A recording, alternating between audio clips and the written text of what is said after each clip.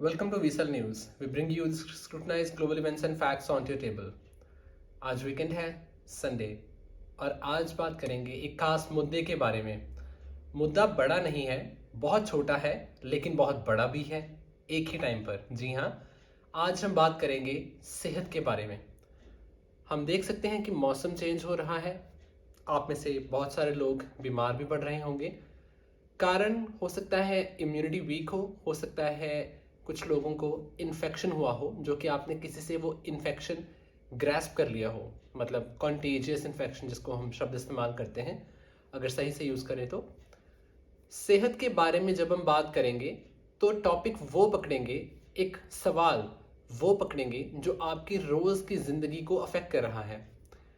बदलते मौसम के साथ जैसे ही आपने अपने सर्दियों वाले कपड़े अलमीरा में रखे और गर्मियों के कपड़ों को पहनना शुरू किया, तो you realized that you were not fit enough, या फिर आपने ये नोट किया कि वो कपड़े अब टाइट हो चुके हैं।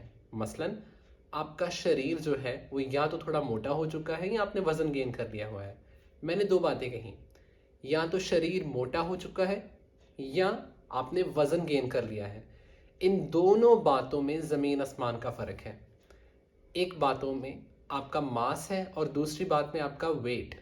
जी हाँ, मास और वेट, ये दोनों टर्म्स आपने सुनी हुई होंगी, ये दोनों शब्द भी आपने बहुत बार सुने होंगे, लेकिन ये दोनों शब्द अलग अलग हैं। जब हम किसी को ये कहते हैं कि मेरा वज़न 40 किलो है या 50 है या 60 है, तो असल में वो आपका वेट नहीं है, वो आपका मास है। और आपका जो बॉडी का एक स्ट्रक्चर है, जिसमें बहुत बार आपने नोट किया होगा कि जो बॉडी बिल्डर्स रहते हैं उनका बहुत ही अच्छा टोन्ड फिजिक रहता है, उनके सिक्स पैक एब्स भी होते हैं, लेकिन उनका वेट 70 केजीज रहता है। 80 भी हो सकता है, 60 भी हो सकता है। और इसी वेट के रेंज में अगर आप किसी दूसरे नॉर्मल इंसान को देखें तो हो सकता है उनकी तोंद निकली हुई हो। मगर ये कैसे? यही एक सबसे बड़ा उदाहरण है कि मास और वेट दोनों अलग अलग चीज़ें हैं। और यहाँ से हम अब चलेंगे अगले पॉइंट की तरफ। अगर आप भी इस प्रॉब्लम से निकल रहे हैं कि बदलते मौसम के साथ आपने नए कपड़े सिलवाए थे और वो कपड़े कुछ दिनों बाद आपको टाइट हो गए, अब आप उन्हें खुला कर पाएंगे, जब आपकी डाइट चेंज होगी वो फिर टाइट हो जाएंगे। ऐसी प्रॉब्लम से बचने के लिए कुछ चीज़ें हैं जिनका आपको ध्यान रखना होगा। मसलन सबसे पहले हमारे शरीर को रोज़मर्रा की ज़िंदगी में काम करने के लिए कुछ ज़रूरी तत्व चाहिए होते हैं। उन तत्वों में प्रोटीन, कार्बोहाइड्रेट्स या फाइबर्स या अदर मिनरल्स जितने भी हैं, ये सब काउंट होते हैं, जिनको हम बैलेंस्ड डाइट कहते हैं। छोटी क्लासेस में पढ़ाया भी जाता है ये। तो होता क्या है कि इसमें जो प्रोटीन रहता है, प्रोटीन बेसिकली हमारी बॉडी के वेट के अनुसार हमें पर डे के हिसाब से लेना होता है। मान लीजिए अगर आपका भार, वज़न 60 किलो है, तो आपको एक दिन में कम से कम 60 ग्राम प्रोटीन लेना होगा, तभी आप एक बैलेंस्ड डाइट ले पाएंगे। एक दिन में 60 ग्राम, अगर आपका वेट 60 केजीज है तो। अगर आपका जो वज़न है वो 70 किलो है, तो आपका प्रोटीन हो जाएगा, जी हाँ, 70 किलो, कम से कम 70 किलो। आप 80 भी ले लेते हैं तो कोई इशू नहीं है, लेकिन ज़रूरत से ज़्यादा भी नहीं जाना है। 70 से 80 ग्राम तक का प्रोटीन आप ले सकते हैं। अब ये प्रोटीन मिलता कहाँ से है? प्रोटीन आपको मिलेगा पनीर से। पनीर एक बहुत ही बढ़िया सोर्स है। आप किसी भी डेयरी में जाके आप उनको बोल सकते हैं कि आपको 60 ग्राम या 70 ग्राम प्रोटीन आपको दे दें, और खाना खाने से पहले या खाना खाने से कम आधा घंटे का गैप रख के आप पहले उसको अकेले खाएंगे, उसके बाद आप अपना लंच करेंगे।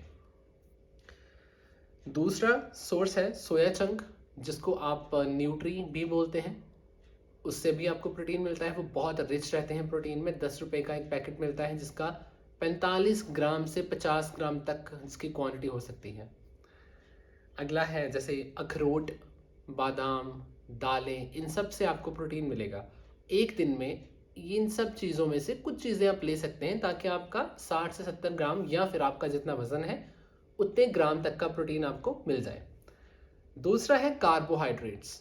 अब कार्बोहाइड्रेट्स क्या है ये भी हम आपको बताएंगे। अब हमारा जो शरीर है वो क्या करता है कि हमारा शरीर उन चीज़ों को जब वो खाता है, हम जो भी चीज़ें खाते हैं वो चीज़ें जो कार्बोहाइड्रेट में रिच होती हैं, जिनमें बहुत ज़्यादा मात्रा में कार्बोहाइड्रेट होता है, हमारे जब अंदर जाती हैं तो हमारा शरीर कार्बोहाइड्रेट की उन चीज़ों को ब्रेक डाउन करके उससे ग्लूकोज बनाता है, और ग्लूकोज से बनती है, जी हाँ आपने ठीक जवाब दिया, एनर्जी। उसी एनर्जी को यूज़ करके ही हम अपनी डेली एक्टिविटीज़ को जो है एग्जीक्यूट करते हैं। तीसरा पॉइंट है हमारे पास फाइबर। अब फाइबर की कितनी क्वांटिटी होनी चाहिए? तकरीबन 35 से 40 ग्राम एक दिन के लिए फाइबर बहुत है, बहुत अच्छा है। इसके सोर्सेज क्या क्या रहेंगे? फ्रूट्स, वेजिटेबल्स, ब्रेड है, आपको ब्रेड से भी जो फाइबर मिलता है।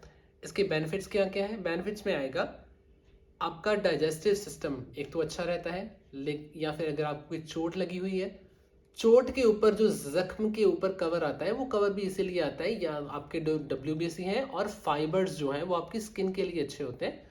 तो डैमेज या इंजरी या जख्म होने के बाद आपकी स्किन को रिपेयर करने के काम कौन करता है? फाइबर। नेक्स्ट, आपका जो ब्लड प्रेशर का प्रॉब्लम होगा वो भी कम कर देगा कौन? फाइबर। फाइबर इंटेक कम से कम 35 से 40 ग्राम। इन सब चीज़ों को मिलाकर आपको एक दिन में 35 से 40 ग्राम फाइबर लेना है, और अगर आपका वज़न 70 किलो है तो 70 ग्राम आपको प्रोटीन लेना है। और कार्बोहाइड्रेट्स, अगर आपकी कैलोरीज 2000 हैं तो कम से कम आपकी 800 से 900 ग्राम जो है उसमें वो कार्बोहाइड्रेट होना चाहिए। तो ये है आज की आपके लिए की हिदायत, हमारा संडे का खास प्रोग्राम सेहत। Thank you.